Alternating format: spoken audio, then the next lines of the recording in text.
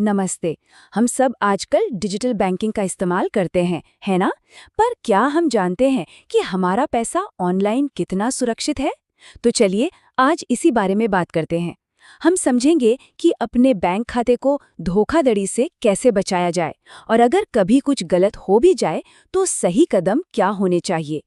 सच तो ये है कि आज की दुनिया में एक गलत क्लिक और बैंक अकाउंट खाली हो सकता है। ये सुनने में डरावना लगता है, पर घबराने की बिल्कुल ज़रूरत नहीं है।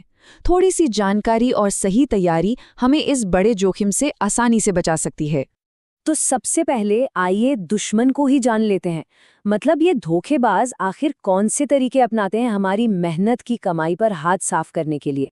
ये कुछ सबसे आम तरीके हैं जिनसे लोगों को फंसाया जाता है, जैसे कि ईमेल या एसएमएस में आने वाले खतरनाक लिंक्स जिन्हें फिशिंग कहते हैं, या फिर नकली क्यूआर कोड जिसे स्कैन करने पर पैसे आने के बजाय चले जाते हैं।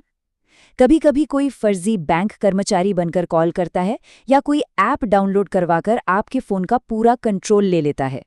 इन सब का मकसद एक ही होता है, आपको झांसा देकर आपके खाते तक पहुंचना। पर अच्छी खबर ये है कि हम अकेले नहीं हैं। हमारी सुरक्षा के लिए भारतीय रिजर्व बैंक यानी आरबीआई ने कुछ बहुत ही मजबूत नियम बनाए हैं। ये नियम हमारी ढाल की तरह काम करते हैं। ये नियम सबसे ज़रूरी है, इसे ध्यान से समझिए। अगर कोई फ्रॉड होता है तो ये साबित करने की जिम्मेदारी बैंक की है कि गलती आपकी थी। आपको अपनी बेगुनाही साबित नहीं करनी है। ये हम सबके लिए एक बहुत बड़ा सुरक्षा कवच है।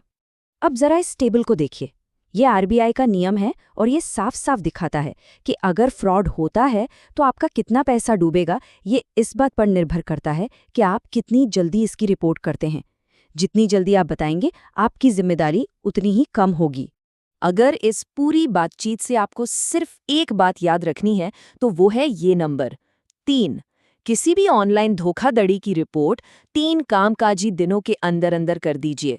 अगर आप ऐसा करते हैं तो आरबीआई के नियमों के हिसाब से आपकी देनदारी शून्य होगी, मतलब आपका एक भी रुपया नहीं डूबेगा।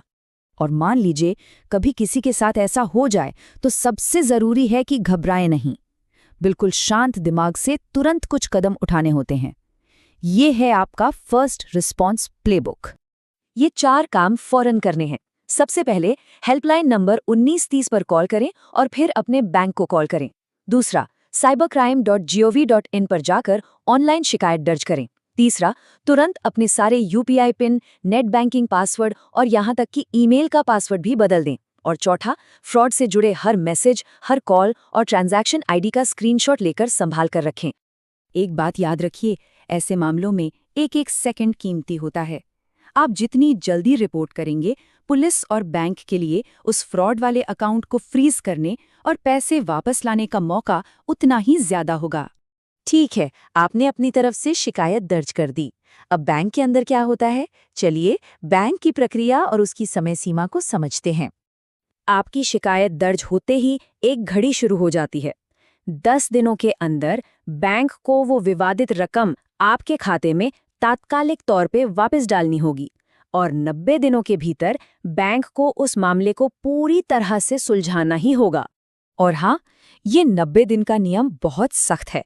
इसका सीधा मतलब ये है कि बैंक जांच के नाम पर मामले को अनिश्चित काल तक लटका नहीं सकता। ये नियम सुनिश्चित करता है कि ग्राहकों को लंबे समय तक अपने पैसे के लिए इंतजार न करना पड़े। अब तक हमने बात की कि फ्रॉड होने के बाद क्या करना है, पर कहते हैं ना, इलाज से बेहतर बचाव है। तो चलिए अब कुछ ऐसी सरल आदतों के बारे में बात करते हैं जिनसे हम अपना एक मजबूत डिजिटल किला बना सकते हैं। अपने डिजिटल किले को मजबूत रखने के लिए ये कुछ आसान नियम हैं। हमेशा मजबूत पासवर्ड रखिए और जहां भी मुमकिन हो 2 फैक्टर ऑथेंटिकेशन जरूर ऑन करें। और सबसे जरूरी बात, अपना ओटीपी, पिन या सीवीवी कभी किसी के साथ शेयर न करें। जैसे हम घर के दरवाजे की चाबी किसी को नहीं देते, वैसे ही ये डिजिटल चाबियां भी किसी को नहीं देनी है।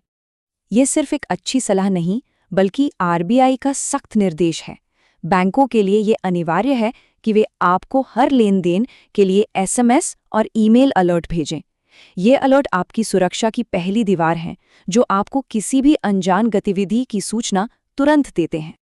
अब मान लीजिए आपने बैंक में शिकायत की, लेकिन आपकी समस्या का समाधान नहीं हुआ, तो क्या करें? आगे भी शिकायत करने के लिए रास्ते हैं। अगर बैंक 30 दिनों के अंदर आपकी शिकायत पर संतोषजनक जवाब नहीं देता है, तो आप मामले को अगले स्तर पर ले जा सकते हैं। आप आरबीआई के बैंकिंग लोकपाल के पास उनकी वेबसाइट cms.rbi.org.in पर शिकायत दर्ज करा सकते हैं। ये चैनल इसीलिए बनाए गए हैं ताकि हर ग्राहक की बात सुनी जाए और उन्हें न्याय मिले। तो आखिर में सवाल ये उठता है कि क्या आज के डिजिटल युग में सिर्फ पैसा कमाना और उसे बचाना ही काफ़ी है, या फिर ऑनलाइन धोखाधड़ी से अपने पैसे को बचाए रखने की ये कला यानी वित्तीय सतर्कता ही असल में नई वित्तीय साक्षरता बन गई है? इस पर ज़रूर सोचिएगा। जागरूक रहिए और सुरक्षित रहिए।